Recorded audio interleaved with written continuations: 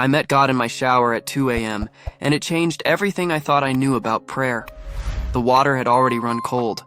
My phone sat on the bathroom counter, screen glowing with a message I'd been trying to ignore for 3 hours. Steam clung to the mirror, making my reflection barely visible, the way I'd been barely visible to myself for months. This wasn't where I expected to have the most honest conversation of my life, but that's exactly what happened. To understand why I was there, you need to know what I'd been running from. 3 months earlier, my grandmother pressed a small wooden cross into my palm. We were at the hospital. Her hands shook as she held mine. "Keep this close," she whispered. "You'll know when you need it," I smiled. I nodded. I slipped it into my pocket, then I forgot about it. Life was good back then. I had the job, the relationship, the apartment with the view overlooking the city lights. The cross ended up in my medicine cabinet, tucked behind vitamins and razors. Somewhere I'd see it but never really look at it. Somewhere safe and out of the way. My grandmother died 2 weeks later. I didn't cry at the funeral. I didn't cry anywhere. I just kept moving, kept working, kept smiling, kept pretending I was handling everything with strength and maturity. The cross stayed hidden in the cabinet. I stayed in control. But control, I would learn, is just another word for illusion. It started small, a mistake at work. Nothing major, but enough that my boss called me into his office. His voice was measured as he closed the door behind me. The fluorescent lights hummed overhead. I nodded at everything he said, taking mental notes, promising to fix it. But walking back to my desk, my hands were shaking. Then Sarah said we needed to talk. We sat in her car outside my apartment. Rain tapped against the windshield. She turned to me, and her eyes were already tired. "You're not here anymore," she said softly. "Even when you're next to me, you're somewhere else." I wanted to argue. I wanted to fix it right there with the perfect words. But I couldn't find them. I just sat there in silence as she started the car and drove away. The taillights disappeared around the corner, swallowed by the night. That night, sleep wouldn't come. I lay in bed scrolling through my phone, watching everyone else's highlight reel while my life felt like it was buffering, loading, stuck. The next day, I got the email. The project I'd spent 6 months on, shelved. Budget cuts. Just like that. I walked home in the rain without an umbrella. Water soaked through my jacket, my shirt, my skin, and I remember thinking, I should feel something. But there was just nothing. Numbness. A hollow space where emotions should be. When I got home, I stood in my apartment dripping water onto the hardwood floor. I looked around at the furniture, the framed art, the coffee table books I'd never read. None of it felt like mine. It felt like a stage set for a life I was supposed to be living. I walked to the bathroom. The medicine cabinet door was slightly open. The wooden cross had fallen forward, leaning against the mirror. I picked it up. It was so light, so simple. I turned it over in my hands, and for the first time in weeks, I felt something crack inside my chest. I put the cross back in the cabinet and closed the door. But that crack inside me kept spreading. 2 weeks later, everything fell apart in one night. I was supposed to meet friends for dinner, people I'd been canceling on for months. I got dressed. I drove to the restaurant. I parked in the lot. And then I just sat there. Through the window, I could see them laughing, talking, living, being okay. I couldn't make myself go in. I texted an excuse and drove home. My hands gripped the steering wheel too tight. The city lights blurred past. When I pulled into my parking spot, I sat in the silence for 10 minutes before I could make myself move. That's when I saw it. A voicemail from my mom. 3 days old. I'd been ignoring it, the way I'd been ignoring everything that required me to be present. I pressed play. Her voice was shaking. "Your dad's in the hospital. It's his heart. Please, please call me back." The message was 2 days old. 2 days. I'd been so buried in my own numbness that I'd missed my father having a heart attack. I called immediately. My fingers fumbled with the screen. The phone rang once, twice. She answered on the third ring. "He's stable," she said. Relief flooded her voice. "He's going to be okay," but underneath the relief I heard it. The hurt, the confusion. "Where were you?" We talked for 10 minutes. I said the right things. I promised to visit. When we hung up, I sat on my bathroom floor, phone still in my hand, and the weight of everything just crashed down. The grandmother I never properly grieved. The relationship I let die through neglect. The father I almost lost while ignoring calls. The life I'd been sleepwalking through. I looked up at the medicine cabinet. I thought about that cross. I thought about my grandmother's last words. "You'll know when you need it." I stood up, opened the cabinet, held that cross in my hand. My reflection stared back. Hollow eyes, dark circles, a stranger wearing my face. I said out loud, to no one, to nothing, "I don't even know how to do this anymore." I turned on the shower. Not to clean myself, but because I needed to be somewhere I could fall apart without anyone hearing. I stepped in fully clothed at first, jeans, t-shirt, everything. The water hit my shoulders, soaking through fabric.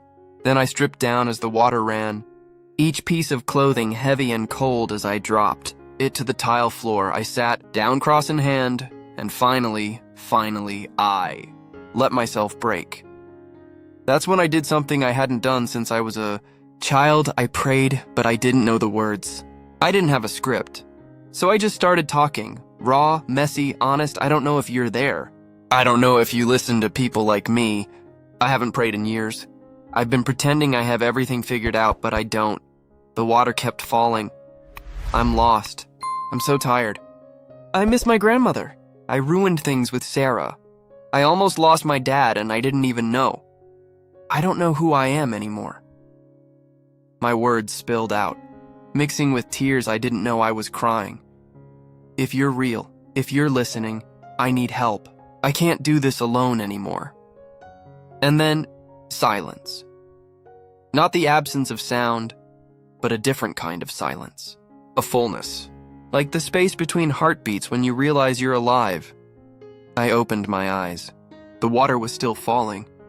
But something had shifted. It wasn't a voice. It wasn't a vision. It was a presence. A knowing. Like when you walk into a room and sense someone's there before you see them. That kind of certain. I felt seen.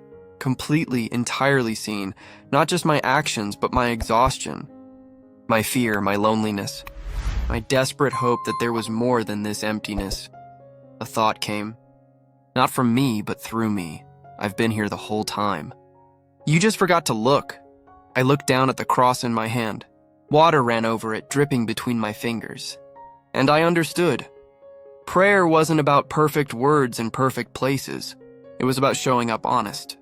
It was about letting go of the facade, the performance, the pretending. God didn't need my cathedral moments. He wanted my 2 a.m. breakdowns, my shower floor confessions, my ugly, real, desperate truth. The revelation was simple but seismic. He meets us where we are, especially when where we are is at the end of ourselves. Something in me that had been locked for months finally opened. I don't know how long I stayed there. Long enough that the water turned cold again. Long enough that my fingers pruned and my tears ran dry. But when I finally stood up, something was different. Not fixed. I want to be clear about that.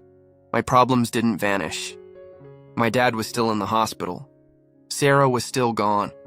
My project was still canceled, but the crushing weight, that suffocating numbness, it had lifted just enough that I could breathe. I stepped out of the shower and caught my reflection again. Same face, same tired eyes, but something behind them had returned. A spark. A sliver of light. I dried off slowly. The towel felt softer than I remembered. I picked up the wooden cross from where I'd set it on the counter. This time, I didn't put it back in the cabinet. I took it to my bedroom and placed it on my nightstand where I'd see it first thing when I woke up. That night, I called my mom back. We talked for an hour. I told her I was sorry. I told her I'd been struggling. She cried. I cried. We made plans for me to visit Dad as soon as he could have visitors. When we hung up, the apartment felt less empty. The next morning, I woke up earlier than I had in months. I made coffee and sat by the window watching the city wake up. Everything looked the same buildings, same traffic, same pigeons on the fire escape. But I saw it differently. Like color had been restored to a black and white film. The sunlight caught the edges of rooftops, turning them gold. I picked up my phone and texted Sarah. You were right. I haven't been present. I'm sorry. I don't expect anything, but you deserved better, and I want you to know I see that now. She responded 3 hours later. Thank you for saying that. Just 5 words. But they meant she heard me. That was enough. Over the following weeks, I started to understand what had actually happened in that shower. God doesn't require formality. He requires honesty.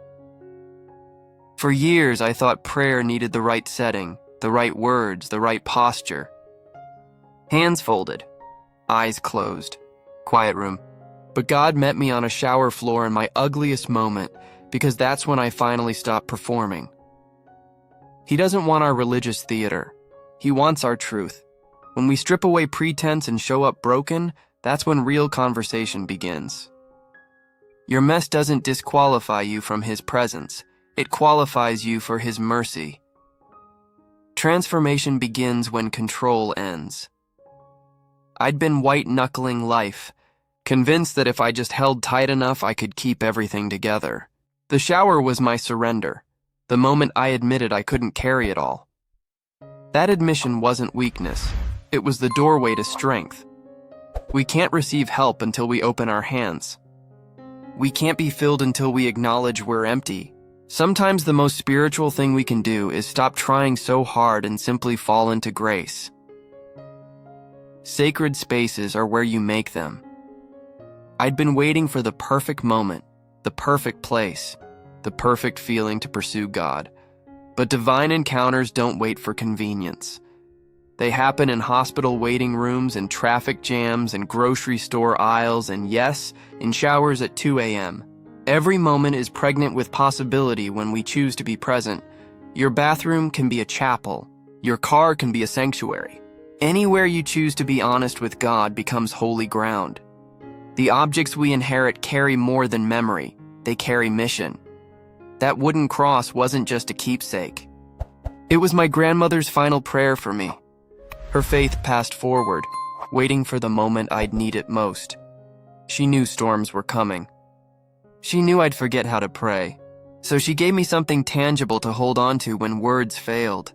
Sometimes God speaks through the hands of those who loved us, through simple gifts that become lifelines we didn't know we'd need. Now, every time I see that cross on my nightstand, I remember what I almost missed. It's been 6 months since that night. My dad recovered. We're closer now than we've been in years. We talk every Sunday morning. Sometimes about big things, sometimes about nothing at all. But we talk. Sarah and I didn't get back together, but we found peace. I learned what it means to take responsibility without demanding redemption. We ran into each other at a coffee shop last month. She smiled. I smiled. It was genuine. Work shifted. New projects came. Some worked out, some didn't. But I learned to hold them lighter. More than any external change, though, something internal shifted permanently. I pray differently now. Sometimes in the shower, yes. But also in the morning with coffee, watching steam rise from the cup. In my car before meetings, in moments of gratitude when light hits the city just right. Prayer stopped being an event and became a conversation. Ongoing, honest, imperfect. The wooden cross sits on my nightstand exactly where I placed it that night. Some mornings I hold it, remembering my grandmother's hands pressing it into mine. Remembering the cold water and hot tears. Remembering the moment I stopped running and let myself be found. That cross reminds me that faith isn't about having all the answers or maintaining perfect composure. It's about showing up. Again and again in whatever state we're in, broken, confused, desperate, grateful, and trusting that we're never alone in any of it. I think about people who feel like I did, disconnected, going through motions, too proud or too tired to ask for help. I want them to know something. You don't need a church building or a theological degree or memorized scriptures. You just need honesty. God is less concerned with where you pray and more concerned with whether you show up. He's waiting in your ordinary moments, your crisis points, your 2 a.m. breakdowns. He's there in the shower, in the car, in the quiet before sleep. All you have to do is start talking. Start being real. Start letting go. My grandmother was right. I knew when I needed it, and when I finally reached for that cross, I found more than wood. I found an invitation back to life, back to presence, back to the God who never left, even when I did. Prayer is less about perfect words and more about a present heart willing to be found.